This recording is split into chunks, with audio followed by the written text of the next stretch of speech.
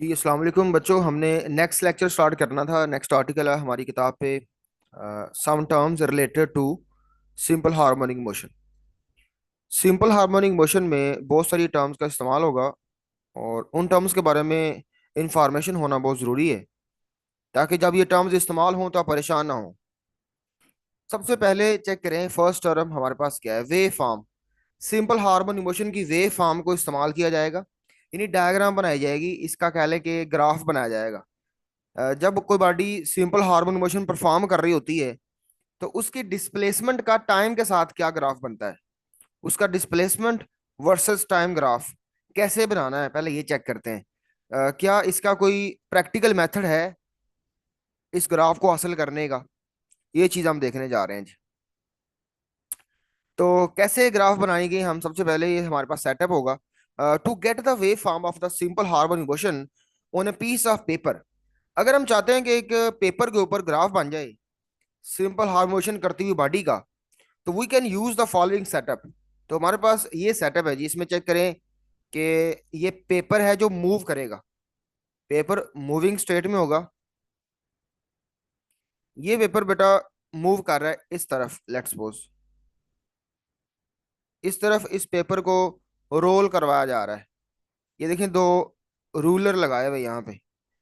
तो एक मशीन के जरिए या हाथ से ही पकड़ के इस पेपर को कैसे रोल करते जाएंगे, एक तरफ से पेपर खत्म होता जाएगा और दूसरी तरफ ज्यादा होता जाएगा। तो पेपर की जो मूवमेंट है या पेपर की जो मोशन है, या आप इधर को फर्ज कर लें, लेट कर लें, किसी भी तरफ लेट कर सकते हैं आप, फिलहाल इधर को लेट कर लें आप जिधर को टाइम बढ़ रहा है, ठीक है। नीचे लिखा भी है कि मोशन ऑफ पेपर जो है वो इधर को होगी, ये टिक लगी हुई है जी।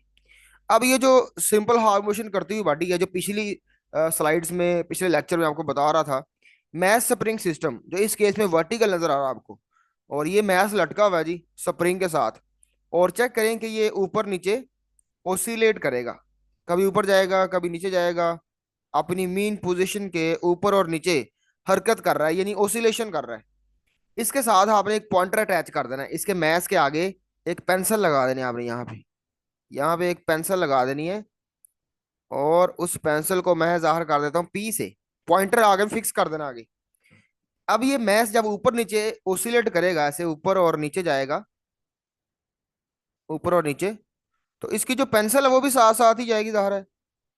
तो पेंसिल भी जब ऊपर नीचे जाएगी बेटा, तो पेंसिल की वजह से इस पेपर के ऊपर एक लाइन लगेगी, और वो लाइन इस सिंपल हार्मोनिक मोशन परफॉर्म करती हुई बॉडी का डिस्प्लेसमेंट शो कर देगी विद रिस्पेक्ट टू टाइम। क्योंकि ये देखें, टाइम बढ़ता चला जा रहा है, जब पेपर आगे बढ़ रहा होगा एक खास पीरियड के साथ बढ़ रहा होगा, इसका टाइम पीरियड होगा, और उसकी मोशन भी कांस्टेंट ही होगी, ये कभी तेज या कभी स्लो नहीं होगा, कांस्टेंट स्पीड से मोशन करेगा ये, ठीक है।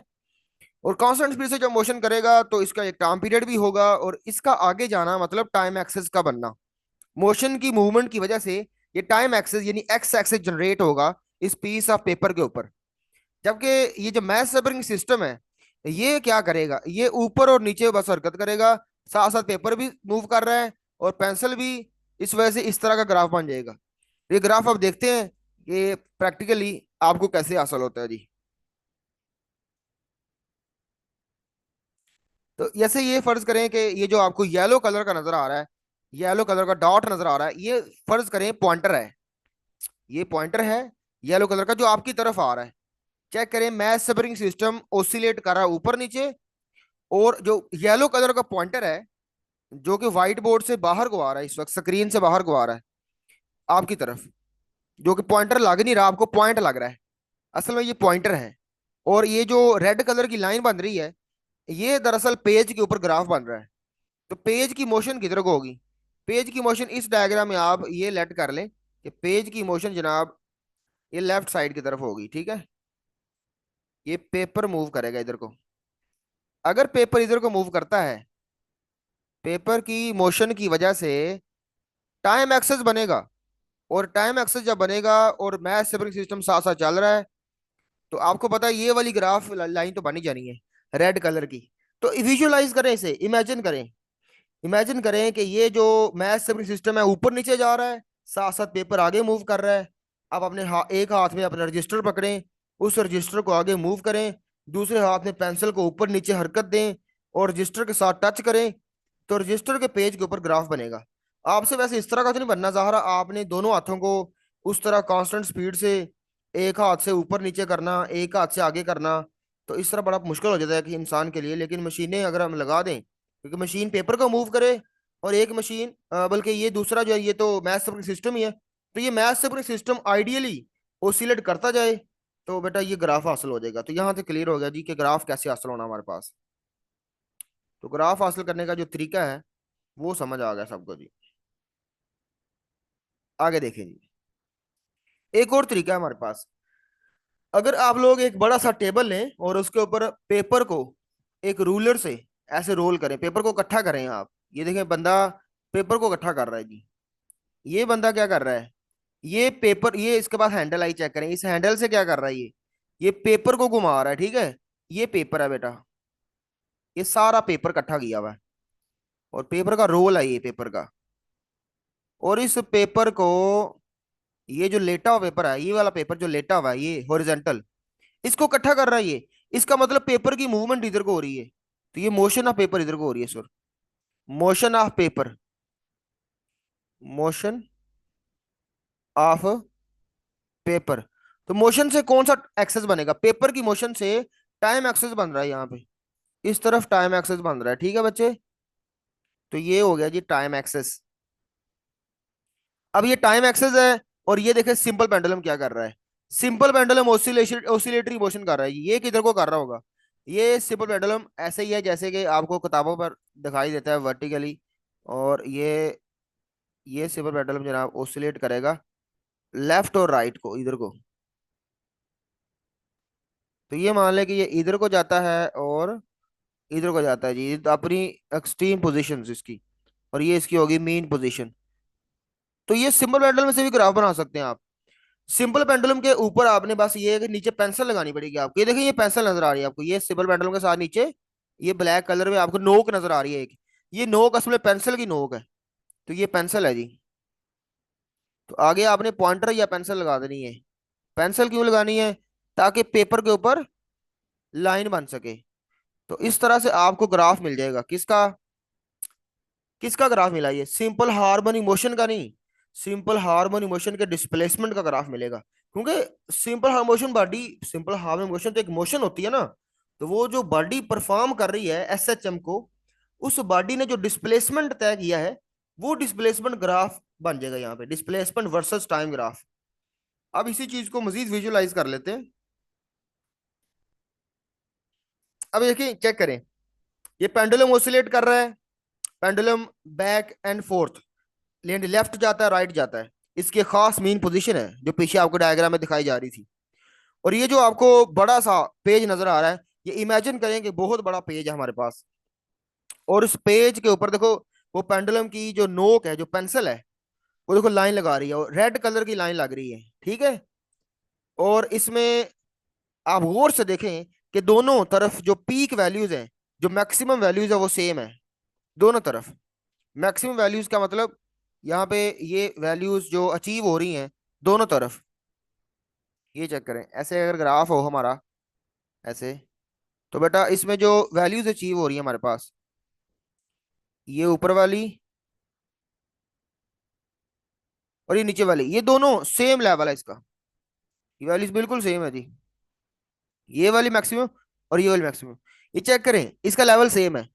ये देखिए यहाँ पे एक पीक वैल्यू बन रही है, एक यहाँ पे पीक वैल्यू बन रही है, और आगे भी वहां उधर ही बन रही है, ये लेवल सेम है इनका, देखो लेवल सेम है बेटा। ये आइडियल सिंपल पेंडुलम में हो सकता है। प्रैक्टिकली तो आपको पता है कि अगर ये एयर के अंदर हो रहा होगा सब कुछ, तो रेजिस्टिव फोर्स मौजूद होगी, तो ये पेंडुलम जरा रुक जाएगा। लेकिन हम यहाँ पे पहले ही पढ़ चुके हैं पिछले लेक्चर में ही, आपको लेक्चर नंबर 2 में मैंने बताया था कि आपने कंडीशंस याद रखनी है। एसएचएम परफॉर्म करने की कुछ कंडीशंस हैं, उसमें एक कंडीशन ये भी थी कि बॉडी यानी आपका सिस्टम फ्रिक्शन लेस होना चाहिए, किसी किस्म की फ्रिक्शन यहाँ पे ना हो, पूरे सिस्टम में फ्रिक्शन ना हो, ताकि वो ऑसिलेशन बरकरार रहे। अदरवाइज वो ऑसिलेशन डैम्ड ऑसिलेशन कहलाती है, ठीक है। लेकिन फिर स्टडी नहीं कर पाएंगे हम, फिर जो रुक जाएंगी। हम स्टडी करने के लिए आइडियल ऑसिलेशन कंसीडर करेंगे जो कभी नहीं रुकेंगी, जो चलती रहेंगी। अब देखें जी, सारी चीजें साथ साथ विजुलाइज करते जाएं आप, फिर समझ आएगी आपको। अब मजीद दोबारा एक दफा देखें, गौर से देखें। ये पेंडुलम आगे पीछे हो रहा है, लेफ्ट राइट हो रहा है, ग्राफ बनता जा रहा है। अब इसी वेव फॉर्म की मजीद एक्सप्लेनेशन करते हैं, जो आपकी बुक ने भी की हुई है। ये जो पेपर की मूवमेंट बुक ने दिखाई हुई है, ये आपकी बुक वाले डायग्राम है, चेक करें। बुक ने क्या किया हुआ जी, देखें जी, बुक की डायग्राम क्या है जी। यहाँ पे आप लोगों को इस पिंक कलर से बताता हूँ जी, कि ब्लू कलर से। ये पेपर की मूवमेंट चेक करें आप। इस दफा पेपर इधर को मूव कर रहा है, ठीक है, आपकी बुक की डायग्राम के अंदर पेपर इधर को जा रहा है, पेपर इधर को जा रहा है, ये देखो।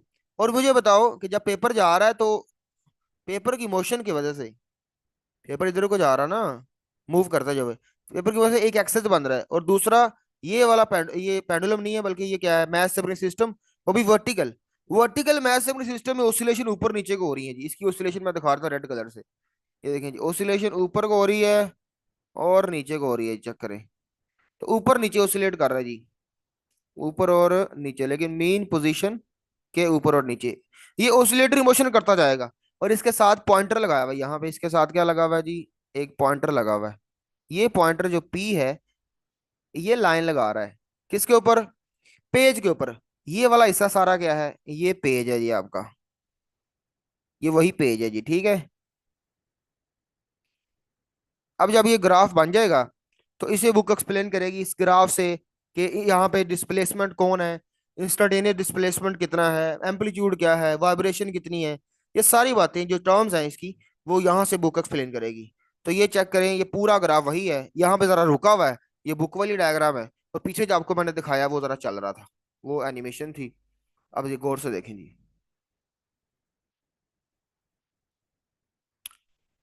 तो हमारे पास बुक वाली सारी लाइनें यहाँ पे लिखी हुई हैं, मैं आपको थोड़ा समझा देता हूँ।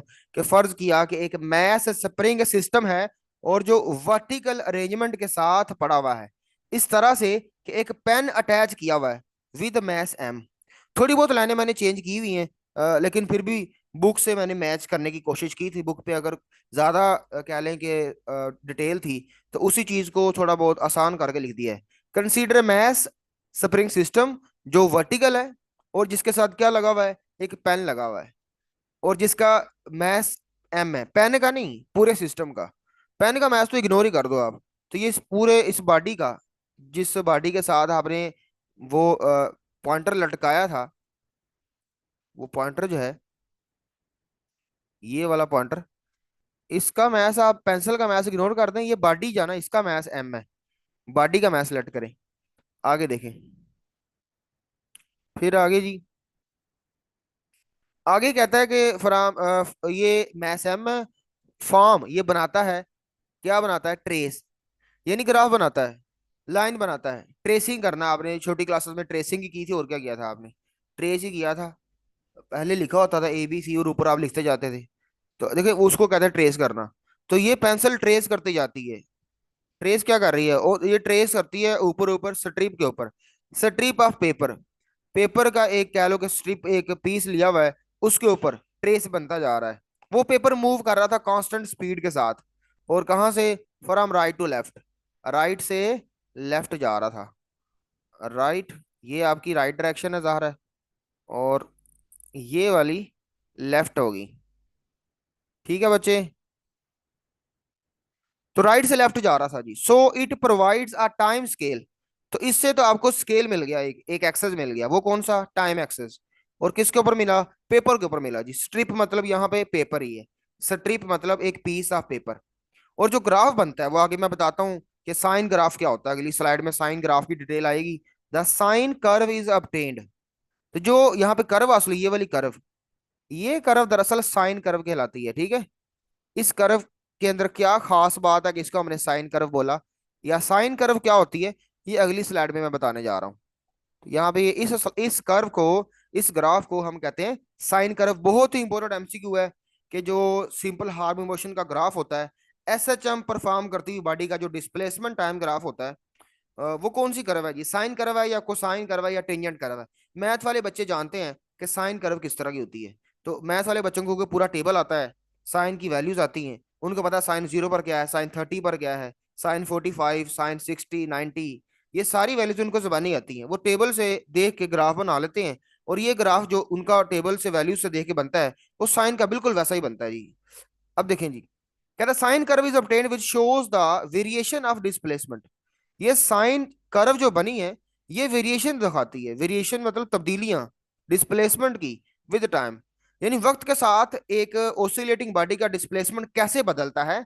ये चीज अगर आपने चेक करनी है तो डिस्प्लेसमेंट का बदलना आपको पता चल जाएगा इस ग्राफ से। कैसे पता चलेगा, ये देखिए शुरू में डिस्प्लेसमेंट जीरो था, यहाँ पे ये ब्लू कलर्स देखें, यहाँ पे डिस्प्लेसमेंट की वैल्यू जीरो है, फिर यहाँ पे जाके डिस्प्लेसमेंट मैक्सिमम हो गया था, क्योंकि उस वक्त बॉडी कहाँ पहुंच गई थी, अपनी एक्सट्रीम पोजीशन पर। उसकी एक्सट्रीम पोजीशन ये मान ली यहाँ पर है, ये उसकी एक्सट्रीम पोजीशन थी, ठीक है। और फिर दोबारा वो अपनी मीन पर आ गया, फिर दोबारा उसका डिस्प्लेसमेंट क्या हो गया था, जीरो, क्योंकि डिस्प्लेसमेंट तो आपने मापना होता है मीन पोजीशन से, और जब बॉडी मीन पोजीशन पर वापस आ जाती है तो फिर उसका डिस्प्लेसमेंट जीरो हो जाता है। तो फिर दोबारा वो नीचे चली गई थी, और नीचे यहाँ पे ये वाली उसकी जो क्या ले की हालत है, एक ऊपर थी एक्सट्रीम और एक नीचे एक्सट्रीम, तो ये दो एक्सट्रीम्स है उसकी, एक अपर एक्सट्रीम और एक लोअर एक्सट्रीम है। अब जब ये नीचे जाएगी तो इसकी फिर दोबारा मैक्सिमम की वैल्यू, ये डिस्प्लेसमेंट की वैल्यू क्या हो जाएगी, मैक्सिमम। लेकिन इसको नेगेटिव एक्सेस में शो करने का मकसद ये है, या ये नीचे इसलिए आया है, यहाँ पे नीचे सिर्फ इसलिए आया है कि ये लोअर एक्सट्रीम है, यानी जो पहले भी डिस्प्लेसमेंट मैक्सिमम ही था अब भी मैक्सिमम ही है, लेकिन अब वाले डिस्प्लेसमेंट में और पिछले डिस्प्लेसमेंट में ये फर्क है कि अब वाला नीचे को तय हुआ है और पीछे वाला ऊपर को तय हुआ था। तो ये लोअर एक्सट्रीम की वजह से, एक ऊपर को हो एक नीचे को हो, मीन पोजीशन से एक अबव हो और एक लो हो, तो उनको ज़ाहिर उनके दरमियान फर्क तो करना ही पड़ेगा आपको। तो फर्क करने के लिए हम क्या करेंगे, हम ऊपर वाले को पॉजिटिव एक्सेस पर शो कर देंगे और नीचे वाले को नेगेटिव एक्सेस पर, क्योंकि ये ऊपर वाला वाई एक्सेस पॉजिटिव होता है और नीचे नीचे ये वाला क्या होता है, ये वाला नेगेटिव होता है, ठीक है बच्चे। तो ऊपर आपने अपर एक्सट्रीम का शो करना है यहाँ पर, और नीचे क्या शो करना है, लोअर एक्सट्रीम का शो करना है। ये सारी बातें यहाँ पे आपको नजर आ रही हैं लिखी हुई।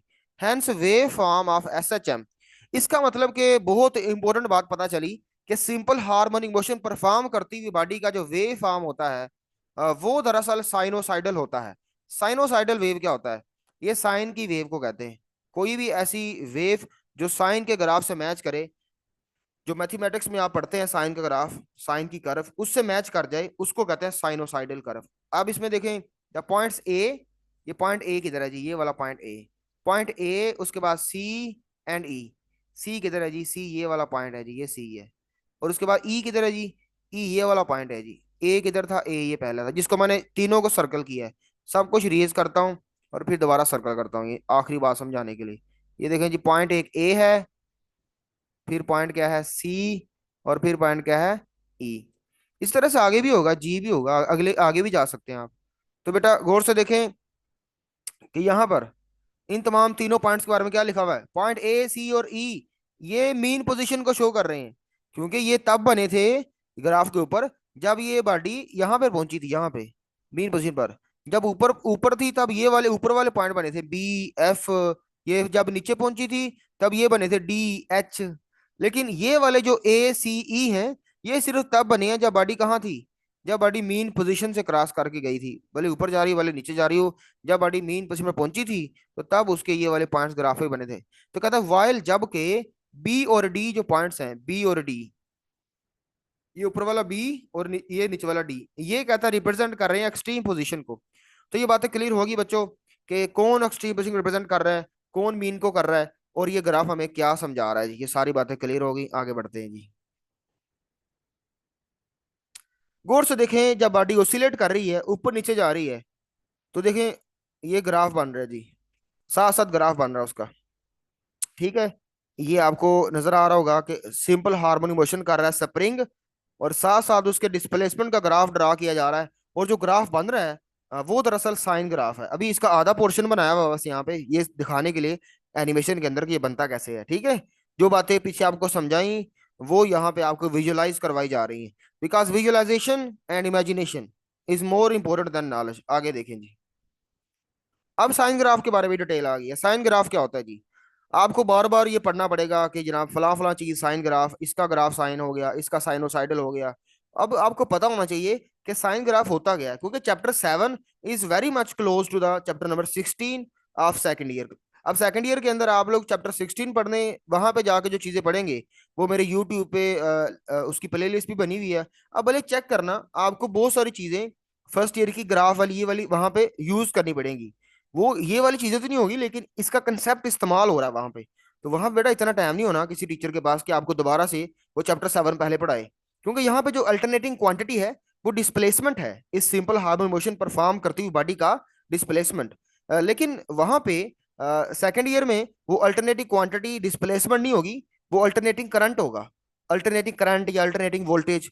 तो जो प्रॉपर्टीज आप यहाँ पढ़ेंगे, जो टर्मिनोलॉजीज आप यहाँ इस्तेमाल करेंगे, वही तमाम टर्मिनोलॉजीज आप उधर भी जाकर इस्तेमाल करेंगे, और जो ग्राफ यहाँ बनेगा वही ग्राफ उधर भी बनेगा।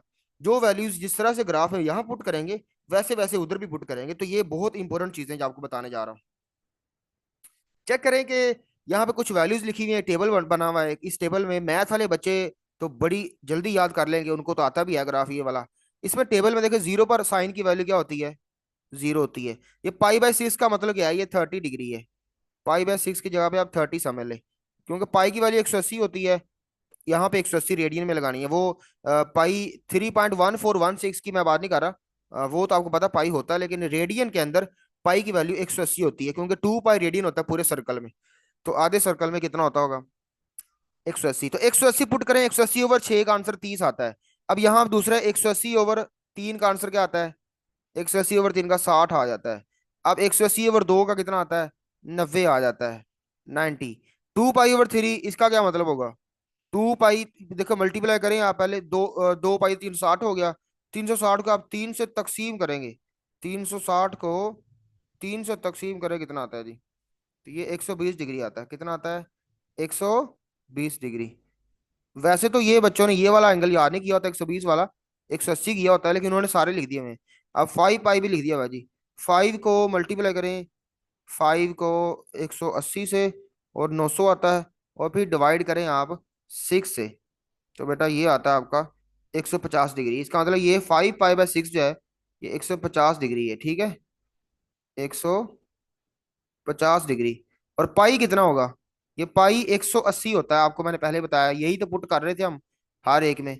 तो यहाँ पे इसी तरह से बढ़ते जाएंगे, आप सारी वैल्यू निकाल सकते हैं, ठीक है? लेकिन आपको ये जबानी याद करने की जरूरत नहीं, आपको बता दी है। आप लोग मेन मेन वैल्यूज याद कर लें। कौन कौन सी? एक ये 0 वाली कर लें, 0 पर साइन 0 होता है। 90 की कर लें, 90 पर 1 होता है, मैक्सिमम होता है, ठीक है? साइन का आंसर, साइन हो या काज, इसका आंसर 1 और -1 के दरमियान में रहता है। इसी वजह से इनको पीरियाडिक फंक्शंस भी कहते हैं। पीरियाडिक फंक्शंस इसलिए कहते हैं क्योंकि इनके इनकी जो वैल्यूज हैं वो -1 से लेकर +1 तक ही रहती हैं, इनके दरमियान दरमियान में रहती हैं। 1 से कभी भी बड़ी वैल्यू नहीं आती साइन की। अब चेक करिए, यहाँ पे 0 आएगा, 180 का आंसर 0 होगा। यहाँ पे -1 आ जाएगा, और यहाँ पे दोबारा 0 आ जाएगा 360 डिग्री पर, ठीक है? तो ये तमाम वैल्यूज, ये 0 इसको शो कर रहे हैं हम यहाँ पे, और ये जो है ना 270 डिग्री यहाँ पे कहीं आ जाएगा 270 डिग्री, ये वाला शायद, हाँ ये वाला। ये -1 इसका है, और ये 0 बेटा 180 इसका है। और यहाँ पे ये जो 1 है, ये 1 इसका है जी, और ये 0 शुरू वाला है जी। तो सारा कुछ आपको यहाँ पे दिख रहा है। तो ये साइन ग्राफ किस तरह से बनता है, और साइन ग्राफ किस तरह दिखता है, ये चेक कर लें। साइन ग्राफ यहाँ से शुरू होता है, जबकि अगर आपको कोई बंदा कहे कि मुझे कॉस का ग्राफ बना के दो, कॉस का, कोसाइन ग्राफ जिसे कहते हैं, तो कोसाइन ग्राफ आपने याद रखना है कि वो बेटा, वो थोड़ा डिफरेंट, उसमें जरा सुन लें कि वो ऊपर से शुरू होता है यहाँ से, ठीक है? उसकी क्या वजह है? उसकी वजह यह है बेटा कि कोसाइन की वैल्यू 0 डिग्री पर मैक्सिमम होती है, 1 होती है, ठीक है? कॉस 0 पर क्या होता है? 1 होता है। कॉस 0 पर मैक्सिमम होता है। साइन तो 0 पर 0 होता था, इसी वजह से साइन ने 0 पर यहाँ ग्राफ बनाया था। लेकिन कॉस 0 पर 1 होता है, इस वजह से वो यहाँ से शुरू होता है। तो ऊपर से 1 से शुरू करेंगे सबसे पहले, 1 से शुरू करेंगे, फिर आगे चलेंगे, फिर उसके बाद आपने ये कॉस, ये अगला ग्राफ आपने बनाना है, आगे इसी तरह चलता जाना। तो सारी बातें क्लियर होगी, साइन के बारे में पता चल गया। अब सारी जिंदगी सुकून रहेगा आपको कि साइन जनाब बार बार यूज होने वाला है आगे। अब हमने इसी डायग्राम से जो बुक पे बनी हुई है, इससे हमने बहुत सारी चीजें एक्सप्लेन करने की, जैसे इंस्टेंटेनियस डिस्प्लेसमेंट क्या होता है और एम्पलीट्यूड क्या होता है, ये बातें देखिए जी। इंस्टेंटेनियस डिस्प्लेसमेंट और एम्पलीट्यूड के बारे में सुने। The distance of the body at any instant, किसी भी लम्हे बॉडी का डिस्टेंस आप उस मीन पोजीशन से उसको इंस्टेंटेनियस डिस्प्लेसमेंट कहेंगे। यानी जब बॉडी यहाँ से ये ऊपर और नीचे जा रही थी, ऐसे ऊपर नीचे हरकत कर रही थी, ऊपर नीचे ओसिलेट कर रही थी, तो बेटा तब ये बहुत सारी वैल्यूज अचीव करती है, बहुत सारी। लेट्स सपोज के इसकी मैक्सिमम वैल्यू है 5 मीटर, ऊपर +5 मीटर लिख देता हूँ। +5 सेंटीमीटर बहुत है, मीटर ज्यादा हो जाना। +5 सेंटीमीटर और नीचे -5 सेंटीमीटर। इसका मतलब कि जब ये ऊपर वाली एक्सट्रीम पर जाती है, तो इसकी एक्सट्रीम पोजीशन पर पहुंचते ही डिस्प्लेसमेंट की वैल्यू 5 सेंटीमीटर हो जाती है। मीन पोजीशन से, मीन पोजीशन पर कितनी होती है? 0 होती है। और ये किस पोजीशन की बात हो रही है जी? ये 0 है मीन पोजीशन का। तो मीन पोजीशन पर एक्स की वैल्यू 0 होगी, एक्सट्रीम पर मैक्सिमम होगी, और लोअर एक्सट्रीम पर भी मैक्सिमम है। माइनस का मतलब ये नहीं है कि 0 से छोटा, ये मैथ वाला माइनस नहीं है।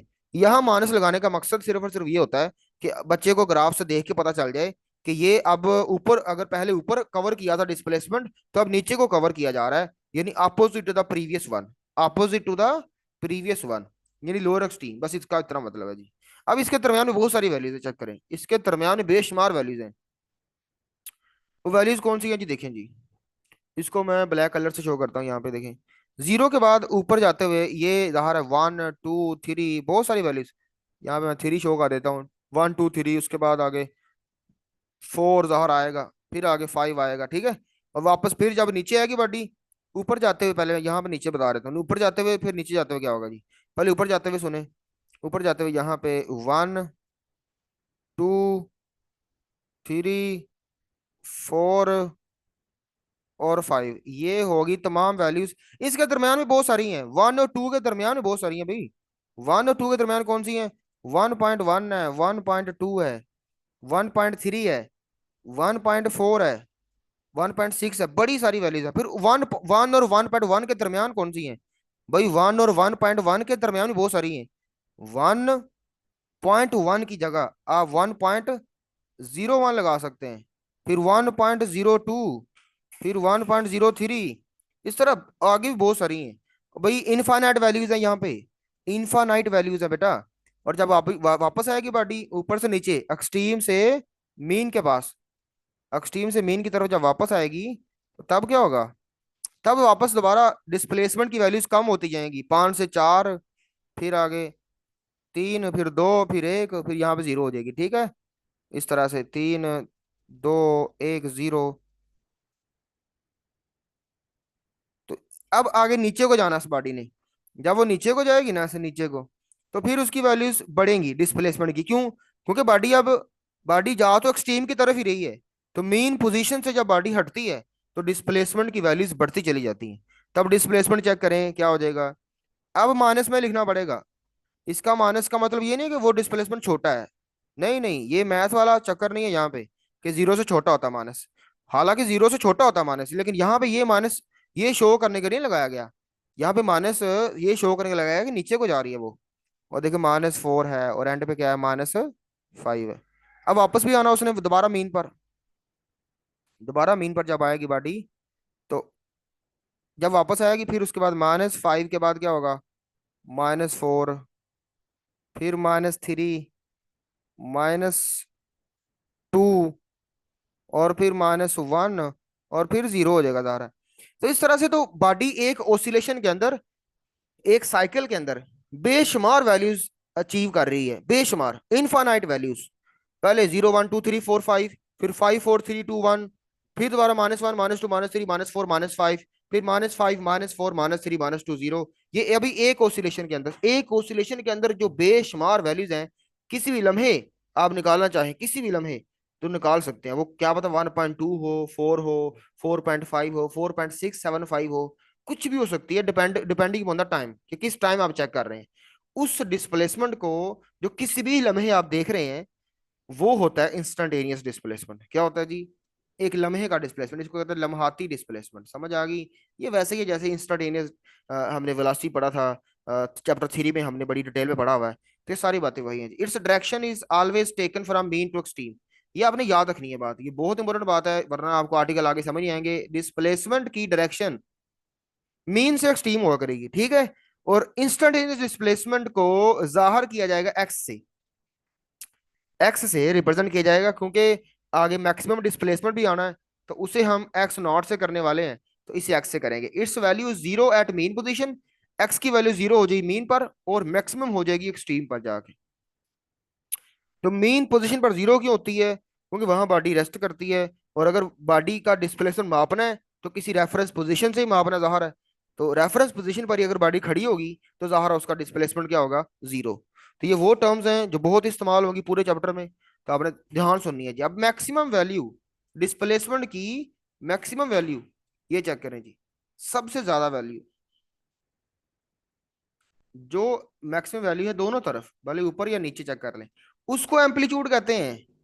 अच्छा, तो maximum value from displace from mean position, from mean position, ये वाला यहाँ बुलेट नहीं है, from mean position, mean position से जो सबसे ज्यादा वैल्यू होगी उसका नाम क्या होगा, एम्पलीट्यूड होगा। एम्पलीट्यूड को रिप्रेजेंट किया हुआ एक्स नॉट से बेटा, एक्स नॉट से या फिर ए से कर सकते हैं, नाम तो डिफरेंट करना ही है आपने, ठीक है। और इस फिगर के अंदर एम्पलीट्यूड क्या है, इस फिगर के अंदर एम्पलीट्यूड ये वाली लाइन है बेटा, ये बी, स्मॉल बी और कैपिटल बी के दरमियान जो लाइन है ये, देखें बी, और ये स्मॉल बी, और दरमियान में ये डाटा लाइन। तो ये एम्पलीट्यूड क्यों है, एम्पलीट्यूड यही क्यों है, एम्पलीट्यूड इसलिए क्योंकि ये लाइन शो कर रही है कि ये जो मैथ स्प्रिंग सिस्टम था, ये मीन पोजीशन से सबसे ज्यादा ऊपर कहां तक गया है। इसी तरह से एक और लाइन है, ये सी डी, सी डी नहीं, D D, D D, capital D नीचे और स्मॉल डी ऊपर, ये वाली लाइन भी एम्पलीट्यूड को शो कर रही है। जिस तरह ये वाली लाइन एम्पलीट्यूड शो कर रही है, उसी तरह ये भी एम्पलीट्यूड कह लें, इसको ए कह लें, इसको एक्स नॉट कह लें, नाम इसका कोई भी रख सकते हैं आप, ठीक है। ज्यादा इस्तेमाल होगा हमारी किताब में, एक्स नॉट इस्तेमाल होगा। तो ये देखें जी, लाइन बी बी और लाइन डी डी ग्राफ के अंदर क्या शो कर रही हैं, एम्पलीट्यूड, और जो यूनिट्स होंगे इंस्टेंटेनियस डिस्प्लेसमेंट के और एम्पलीट्यूड के, जाहिर है जी दोनों दोनों डिस्टेंस ही है, बस जरा एक इंस्टेंटेनियस है और एक जरा मैक्सिमम है, तो कोई बात नहीं, है तो डिस्टेंस ही, है तो डिस्प्लेसमेंट ही है ना, तो फासले को तो मीटर में मापते हैं, तो फासले को हमने माप देना है जी मीटर के अंदर, ठीक हो गया। तो ये सारी बातें होगी क्लियर।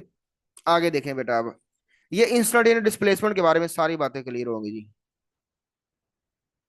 तो ये एक्सप्लेन कर रहा था मैं इंस्टेंटेनियस डिस्प्लेसमेंट को फ्रॉम द वेव फॉर्म। अब आपने वाइब्रेशन को एक्सप्लेन करना है, ठीक है। वेव फॉर्म से वाइब्रेशन को एक्सप्लेन करने जा रहे हैं। वाइब्रेशन का मतलब क्या होता है, एक कंप्लीट चक्कर।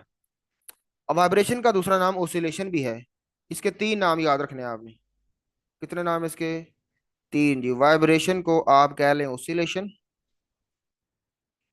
ओसिलेशन, मैंने आपको बताया था थोड़ा बहुत फर्क होता है, अगर एक बॉडी बहुत ज्यादा फ्रीक्वेंसी के साथ ओसिलेशन कर रही है तो उसको फिर ओसिलेशन बोलने की बजाय वाइब्रेशन बोलते हैं, ताकि बोल के पता चल जाए, या कोई बंदा सुने तो ओसिलेशन का लफ्ज और वाइब्रेशन का लफ्ज सुन के उसको पता चल जाए कि ये किसकी मिसाल दे रहे हैं, ये किसकी बात कर रहे हैं। जैसे मैं वाइब्रेशन बोलता हूँ तो आपके जहन में वो रस्सी के अंदर वाइब्रेशन, जो गिटार की रस्सी है उसके अंदर वाइब्रेशन आपके जहन में आती है, या फिर मोबाइल की वाइब्रेशन जहन में आती होगी। तो जब मैं ओसिलेशन की बात करता हूँ तो आपके जहन में झूला आता होगा, या कोई ऐसी चीज जो स्लो वाइब्रेट कर रही है, या जिसकी फ्रीक्वेंसी कम है, जो आस्ता आस्ता चक्कर काट रही है, ठीक है। तो ओसिलेशन के बाद एक और नाम है इसका, और वो है साइकिल। ओसिलेशन कह लें इसको, साइकिल कह लें इसको, इसको राउंड ट्रिप भी कहते हैं, राउंड ट्रिप, एक मुकम्मल चक्कर।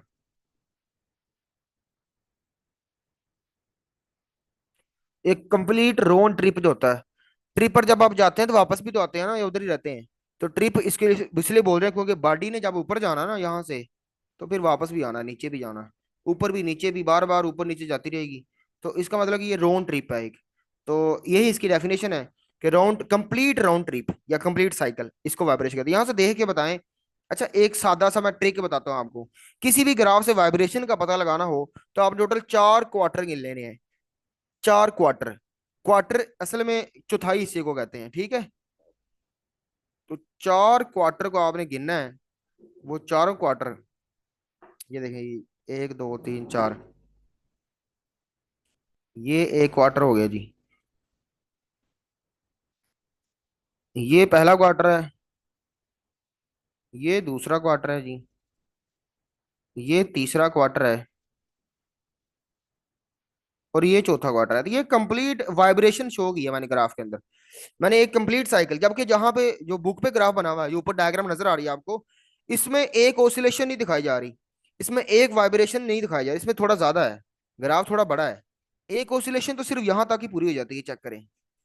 एक ऑसिलेशन तो यहां तक ही हो जाती है, यहां तक, यहां से लेकर ऐसे, ये दो क्वार्टर हो गए, तीसरा क्वार्टर हो गया ये। फिर बनाता हूँ ये एक क्वार्टर हुआ था, ये दो, और ये तीन क्वार्टर, और अब ये चौथा क्वार्टर जी, ये वाला। तो चार क्वार्टर पूरे हो गए, और चार क्वार्टर पूरे होते ही एक वाइब्रेशन भी पूरी होगी। असल में एक क्रस्ट होता है और एक ट्रफ होता है, इसमें क्रस्ट शामिल है, ट्रफ शामिल है, तो बस ठीक है। बॉडी ने अगली ऑसिलेशन में, अगले साइकिल में दोबारा वही काम करना है। जिस तरह पहले वो जीरो से पॉजिटिवली इंक्रीज हो रही थी, अब दोबारा जीरो से पॉजिटिवली इंक्रीज होना शुरू हो गई है। इसका मतलब नेक्स्ट साइकिल शुरू हो गया है, नेक्स्ट वाइब्रेशन शुरू हो गई है। ठीक है बच्चे, अब इसी चीज को हम देख लेते हैं अपनी स्लाइड के अंदर कि क्या लिखा हुआ है जी यहाँ पे, ये आपकी बुक कैसे एक्सप्लेन करती है इसको। तो बुक की देखिए, बुक का पेज लगाया हुआ है यहाँ पे, तो बुक ने इसको एक्सप्लेन कैसे किया है देखें गौर से, क्योंकि ये रीडिंग अक्सर बच्चों को मसला करती है, इसीलिए मैंने इसकी बुक की रीडिंग जरूर करवाई है। क्योंकि ये बच्चे जनाब अक्सर कहते हैं कि सर यहाँ पे जो बुक ने लिखा हुआ है ग्राफ के बारे में, ABC जो भी बुक कह रही है वो समझ नहीं आ रही कि क्या कह रही है। तो देखें जी गौर से, एक वाइब्रेशन का मतलब है कि एक कंप्लीट राउंड ट्रिप बॉडी का, मोशन के अंदर जो बॉडी है वाइब्रेटरी मोशन के अंदर, उसका एक कंप्लीट चक्कर। तो कहता है फिगर 7.3 के अंदर ये वही फिगर है, ये फिगर 7.3 यही है।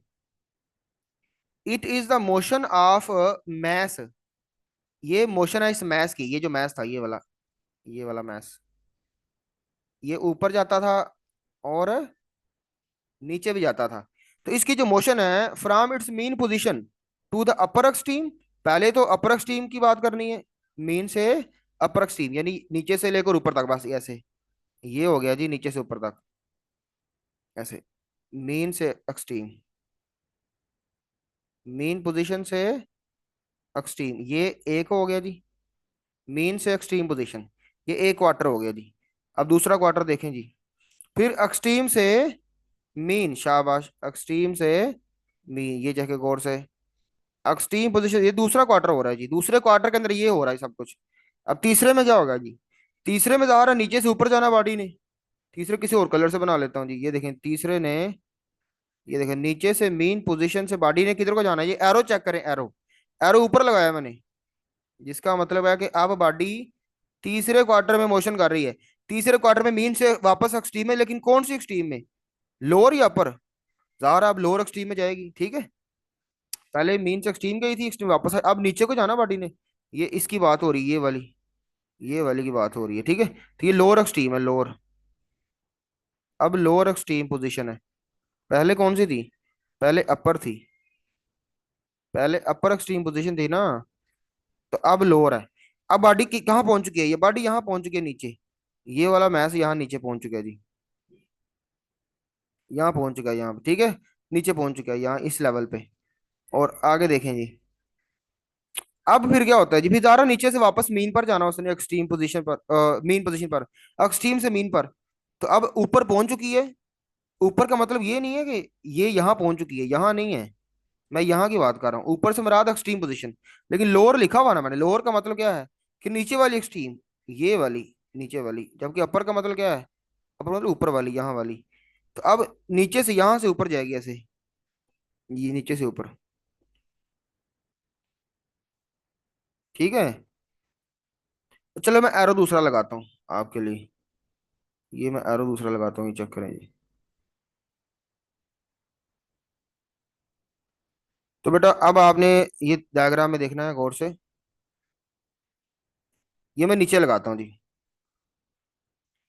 कहाँ पहुंच चुके हैं हम इस वक्त मीन पोजीशन पर हैं, अब आगे कहाँ जाना है, अब मीन से वापस नीचे को जाना है। ठीक है, चले, आपको ऊपर डायग्राम में एरो ऊपर को लिखा हुआ तंग कर रहा होगा, तो ये मैंने नीचे लगा दिया। ठीक है, अब मजीद नीचे चला गई बॉडी, एक्सट्रीम पोजीशन से वापस, बल्कि मीन पोजीशन से वापस लोअर एक्सट्रीम पर, लोअर एक्सट्रीम पर, लोअर एक्सट्रीम पोजीशन पर, LEP मतलब लोअर एक्सट्रीम पोजीशन।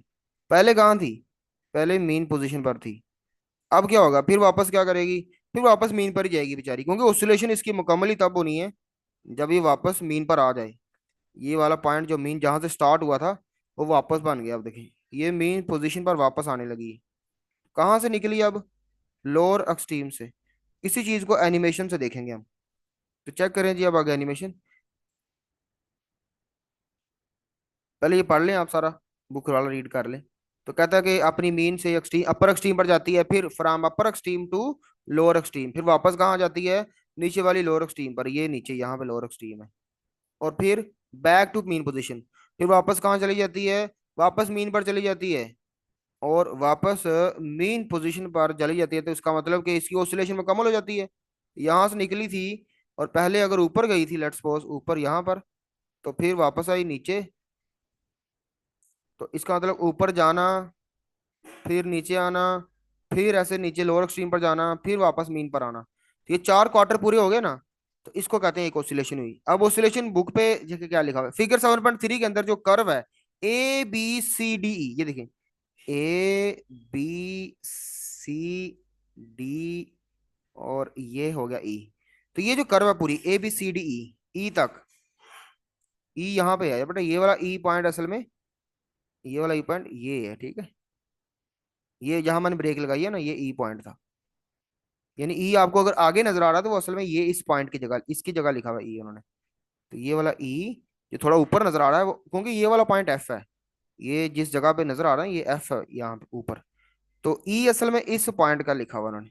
तो ABCDE ये क्या है, कहता है ये बता रहा है कि ये असल में पोजीशंस हैं उस पेन की ड्यूरिंग वन कंप्लीट रेवोल्यूशन, मुकम्मल उसमें वाइब्रेशन में, मुकम्मल साइकिल में, जो पेन जगह जगह अपनी लाइन लगाता रहा, ए पॉइंट, बी पॉइंट, CDE, वो सारे पॉइंट्स असल में मिलकर बना रहे हैं वाइब्रेशन को। तो अल्टरनेटिवली आप कह सकते हैं कि vibration can also be defined as, अब ऐसे भी कह सकते हैं कि बॉडी का मूव करना अपनी एक्सट्रीम, अगर वो एक्सट्रीम से शुरू करती है तो एक्सट्रीम पोजीशन से, किसी भी एक्सट्रीम से, वन लिखा हुआ है, अपर हो या लोअर। अगर बॉडी फर्ज करें अपर एक्सट्रीम पोजीशन से मूव करती है, क्योंकि जब आपने बॉडी को ऑसिलेशन करवानी है तो मेन पोजीशन से लेकर ही जाना ना उसको आपने। तो लेकर जाएं आप एक्सट्रीम पर, तो फिर ही ऑसिलेशन करेगी ना वो। तो ऐसे बॉडी को आप ले गए, बॉडी को आप कहाँ ले गए, यहाँ पे आप बॉडी को ले गए एक्सट्रीम पोजीशन पर, ठीक है। अब इस एक्सट्रीम पोजीशन से चेक करें आप, सारी ऑसिलेशन समझ आ जाएगी आपको। बॉडी यहाँ जाएगी ऐसे, ये मीन पोजीशन पहुंच गई, मीन पोजीशन के बाद वापस इनर्शिया की वजह से दोबारा एक्सट्रीम पर चली जाएगी, ठीक है। और ये दोबारा जी एक्सट्रीम पर चली गई।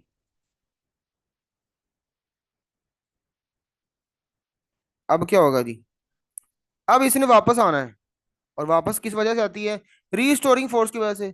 और मीन से एक्सट्रीम की तरफ किस वजह से जाती है, इनर्शिया की वजह से। अब देखें यहाँ से फिर मीन पर नहीं रुकेगी, इनर्शिया की वजह से वापस शूट करके आगे चली जाएगी, और दोबारा ये अपनी उसी एक्सट्रीम पर वापस चली जाएगी जहां से हमने स्टार्ट लिया था। हमने स्टार्ट यहाँ से लिया था, हमने स्टार्ट यहाँ से लिया है, तो खत्म भी तो हमारी वाइब्रेशन यहाँ से ही हुई है ना। तो जहां से स्टार्ट लो उधर ही एंड होता है, स्टार्ट भी इधर और एंड भी इधर।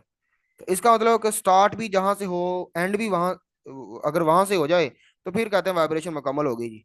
तो कहता है कि आप कह सकते हैं कि एक बॉडी की मोशन उसकी एक एक्सट्रीम पोजीशन से बैक टू इस सेम एक्सट्रीम पोजीशन, सेम लिखा हुआ है, यानी जिस एक्सट्रीम पोजीशन से बॉडी को छोड़ा था उसी पर जब वापस आएगी तब आपने कहना है कि हो गई है एक vibration. This will correspond to the portion of the curve, और इससे आपको वो जो कर्व का पोर्शन है वो नजर आ रहा है B to F या फ्रॉम D to H। ये देखिए, अगर बी से मैं शुरू करता हूँ एक्सट्रीम से, वन एक्सट्रीम से, तो मुझे बी से अगर मैं शुरू किया तो फिर मुझे 4 क्वार्टर गिनने पड़ेंगे। एक क्वार्टर ये सी तक हो गया, डी तक, ई तक, और आगे एफ तक जा रहा है फिर। तो फिर बी से एफ तक ये सारा रेज करता हूं मैं। अब देखें जी, ये बी से बी, बी और एफ, ये एक वाइब्रेशन है। क्यों, क्योंकि बी भी एक एक्सट्रीम पोजीशन थी, और आगे मजीद दोबारा एफ भी एक्सट्रीम पोजीशन है। बी भी अपर एक्सट्रीम को शो कर रहा था, और एफ भी अपर एक्सट्रीम को शो कर रहा है। अगर आपने लोअर एक्सट्रीम से शुरू करना है फिर आप डी से शुरू कर ले, और डी से कहां तक जाएं, एच तक जाएं। डी भी लोअर एक्सट्रीम को शो कर रहा है, एच भी लोअर एक्सट्रीम को शो कर रहा है, तो डी से एच भी क्या होगा, एक वाइब्रेशन होगी, ठीक है बच्चे। तो ये वाइब्रेशन का कंसेप्ट हो गया जी। अब देखें बहुत सारी और टर्म्स है हमारे पास। वाइब्रेशन को मैंने डिफाइन कर दिया, one complete round trip of the body. अब टाइम पीरियड देखें जी। तो टाइम पीरियड पीरियड क्या होता है जी?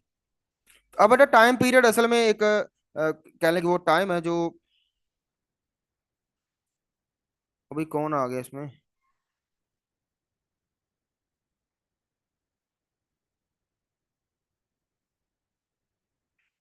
अच्छा, तो टाइम पीरियड की बात करें जी। तो बेटा टाइम पीरियड वो टाइम होता है जो इस ओसिलेटिंग बॉडी को मुकम्मल करने में, एक साइकिल मुकम्मल करने में लगा था। फर्ज करें कि एक चक्कर मुकम्मल करने में 2 सेकंड लगे, तो फिर उस ओसिलेटिंग बॉडी का टाइम पीरियड 2 सेकंड होगा। ये छोटी क्लास में भी आपने पढ़ा हुआ है जी। तो टाइम पीरियड के जो फॉर्मूले यहाँ पे नजर आ रहे हैं, ये इंशाल्लाह हम ड्राइव करेंगे आगे। 2 आर्टिकल्स हैं, एक सिंपल पेंडुलम और एक मैथ स्प्रिंग सिस्टम, दोनों के टाइम पीरियड के फॉर्मूले लिख दिए हुए हैं यहाँ पे, ठीक है। तो आपने ये इतने ये गौर से नहीं देखने, ठीक है, ये दोबारा आ जाएंगे तो इंशाल्लाह आपको पढ़ा देंगे दोबारा। अभी फिलहाल आपने जो चीज़ समझनी है वो है ये फार्मूले, या ना ये वाला फार्मूला तो आपने पहले ही पढ़ा हुआ है। ये सिंपल पेंडुलम का टाइम पीरियड है।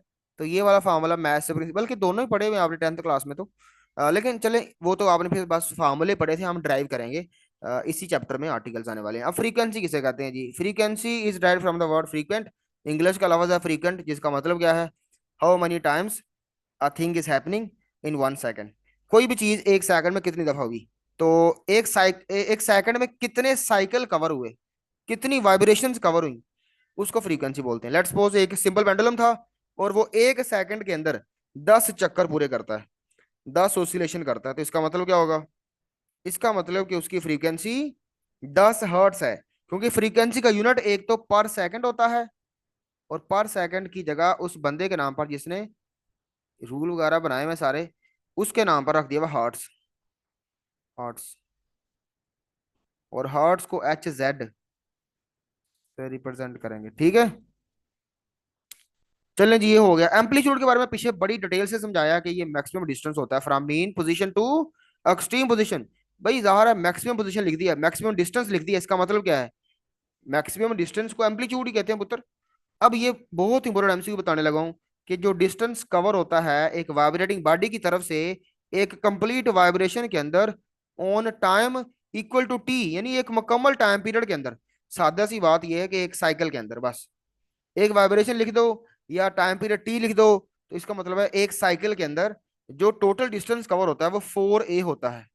डिस्टेंस 4A होता है। ये बहुत इंपॉर्टेंट एमसीक्यू है, ध्यान सुनना जरा। भाई साहब ये गौर से देखें। अब अभी आपका ये सिंपल पेंडुलम दोबारा से बनाने लगा हूं, और चीज को समझना जरा आपने। अब देखें, आपने पीछे अभी पढ़ा है, समझाया मैंने आपको कि बॉडी ने पहले मूव करके एक्सट्रीम पर जाना होता है, और ये 2 एक्सट्रीम बनाई है मैंने पहले भी। मुझे ये बताएं कि अगर डिस्प्लेसमेंट की बात करें तो वो तो चले, डिस्प्लेसमेंट तो इसलिए 0 लिखा हुआ है कि वो तो गोल दायरे में अगर मोशन हो रही होती थी चैप्टर 3 में, तो हम कहते थे बॉडी जहां से मोशन स्टार्ट कर रही है उधर ही वापस आ रही है सर्कुलर मोशन के अंदर। तो डिस्प्लेसमेंट की डेफिनेशन के मुताबिक जो कि होता है change in position of the body. तो जब बॉडी सर्कुलर मोशन करती है तो अपनी पोजीशन चेंज नहीं करती, जहां से निकलती है उधर ही वापस आ जाती है। इसका मतलब उसका डिस्प्लेसमेंट 0 होता है। डिस्प्लेसमेंट तो 0 होता है, लेकिन गौर से देखें जो डिस्टेंस वो कवर करती है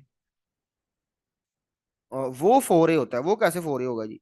ये देखिए जी, यहां से बॉडी ने अगर लेट्स सपोज एक डिस्टेंस कवर किया A, क्योंकि एक्सट्रीम से मीन या मीन से एक्सट्रीम जो डिस्टेंस है वो एम्पलीट्यूड के बराबर है, क्योंकि वो मैक्सिमम डिस्टेंस होता है। आप उसे A से रिप्रेजेंट कर लें, और वापस मीन से जब वो एक्सट्रीम पर जाएगी वापस कितना तय करेगी? वापस A तय करेगी। फिर वापस वो एक्सट्रीम से मीन पर आएगी, फिर कितना तय करेगी? फिर A ही तय करेगी।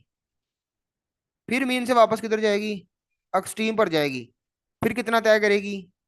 फिर ए तय करेगी। इसका मतलब कि टोटल डिस्टेंस कितना हो जाएगा? 4A हो जाएगा।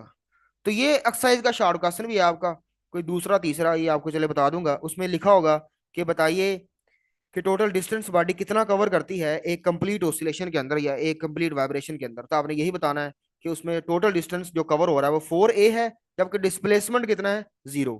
डिस्प्लेसमेंट की क्या वजह है, क्यों 0 है? क्योंकि बेटा डिस्प्लेसमेंट होता है कंप्लीट ऑसिलेशन के अंदर डिस्टेंस, और वो मेन चीज होती है कि बॉडी की पोजीशन कितनी चेंज हुई। जब बॉडी यहां से निकली थी, एक्सट्रीम से, अपर एक्सट्रीम से, तो वापस भी तो उधर आई है ना। स्टार्ट भी इधर से लिया और खत्म भी इधर किया, तो डिस्प्लेसमेंट कहाँ से होगा? डिस्प्लेसमेंट की डेफिनेशन आपको बड़ी डिटेल में समझाई हुई है चैप्टर 3 में। According to the definition of displacement, you have to change your position from the reference point. तो रेफरेंस पॉइंट यानी वो वाला पॉइंट जहां से आपने ऑब्जर्वेशन स्टार्ट की थी, तो वहां अगर आप वापस आ जाते हैं घूम फिर के, तो डिस्प्लेसमेंट बेटा जीरो होता है, ठीक है। तो सर्कुलर मोशन में भी डिस्प्लेसमेंट जीरो है, वाइब्रेशन के अंदर भी डिस्प्लेसमेंट जीरो है, तो फिर डिस्टेंस नहीं है, बस जीरो। आगे बढ़े जी। तो आपको ऊपर सिंबल पेंडुलम की ऑसिलेशन नजर आ रही होगी। आप इसका टाइम पीरियड नोट करके बता सकते हैं कितना है? मैं स्टावा चान करता हूँ और देखता हूँ भला इस सिंपल पेंडुलम का टाइम पीरियड कितना है, ठीक है। टाइम पीरियड नोट करने के लिए मुझे स्टार वॉच पर टाइम देखना पड़ेगा इसका, और इसकी ऑसिलेशन देखनी पड़ेगी कि इसका एक चक्कर कितने सेकंड में पूरा होता है। तो जैसे ही ये अपनी एक्सट्रीम पर आती है, राइट साइड वाली एक्सट्रीम पर, मैं स्टार वॉच ऑन कर लूंगा। आप भी ऐसा कर सकते हैं चेक करने के लिए। प्रैक्टिकल हम ऐसे ही करते हैं। तो फर्ज करें कि लैब के अंदर प्रैक्टिकल हो रहा है और ये सिंपल पेंडुलम ऑसिलेट कर रहा है, और हम चेक करना चाहते हैं कि इसका टाइम पीरियड कितना है, तो स्टार वॉच की वजह से नोट करते हैं। तो आपने जैसे ही एक्सट्रीम एक्सट्रीम से निकलने लगेगा अपनी राइट वाली एक्सट्रीम से, आपने स्टार वॉच का बटन ऑन कर देना है। और जैसे ही दोबारा उसी एक्सट्रीम पर वापस आएगा, तो आपने उस बटन को दोबारा ऑफ कर देना है, तो टाइम नोट हो जाना है। तो मैं दबाता हूँ 1 मिनट में, जब जब बोलूंगा ना स्टार्ट, उसका मतलब होगा कि मैंने बटन दबा दिए। स्टार्ट। स्टॉप। इसका 2.02 सेकंड आया है। 2.02 सेकंड, इसका मतलब क्या है? इसका मतलब है कि इसका टाइम पीरियड 2 सेकंड है तकरीबन। और जिसका टाइम पीरियड 2 सेकंड हो, जिसका टाइम पीरियड 2 सेकंड हो, उसको हम सेकंड पेंडुलम भी कहते हैं। चलें ये पढ़ेंगे आपको पेंडुलम वाले आर्टिकल में। अभी पेंडुलम वाला आर्टिकल नहीं आया फिलहाल, वैसे आपको प्रैक्टिकली बता रहा था कि आपने किस तरह टाइम पीरियड नोट करना होता है जी। तो टाइम पीरियड 2 सेकंड हो तो फ्रीक्वेंसी कितनी होती है? फ्रीक्वेंसी भी चेक कर लेते हैं। फ्रीक्वेंसी असल में टाइम पीरियड का रेसिप्रोकल होती है, ठीक है। ये लिखा हुआ फार्मूला आप चेक करें। तो अगर टाइम पीरियड मेरा आया है 2 सेकंड, तो फ्रीक्वेंसी कितनी होगी? 1/2, जो कि बनती है 0.5। 0.5 का मतलब क्या है? 0.5 का मतलब है कि 1 का हाफ। इसका मतलब है कि ये कह रहा है, फ्रीक्वेंसी का आंसर कह रहा है कि 1 सेकंड के अंदर आधी ओसिलेशन होती है। ज़ाहिर है फिर ही पॉसिबल है कि 2 सेकंड के अंदर पूरा चक्कर मुकम्मल हो जाए। तो अगर 2 सेकंड टाइम पीरियड हो, तो फ्रीक्वेंसी आधा सेकंड होगी। और आधे सेकंड से मुराद यहां पर ये होगा कि आधा चक्कर, आधी वाइब्रेशन 1 सेकंड के अंदर, आधी वाइब्रेशन पूरी हो रही है। अब इसको गौर से देखें भला, 1 सेकंड के अंदर आधी होती है। मैं दोबारा स्टॉपवॉच ऑन करता हूँ, देखता हूँ भला आधा, आधा चक्कर, यानी अगर राइट वाली एक्सट्रीम से बॉडी को चेक करता हूँ, तो देखते हैं भला वो वापस उधर लेफ्ट वाली पर जाते हुए कितना टाइम लेती है, भला 1 सेकंड लेती है कि नहीं।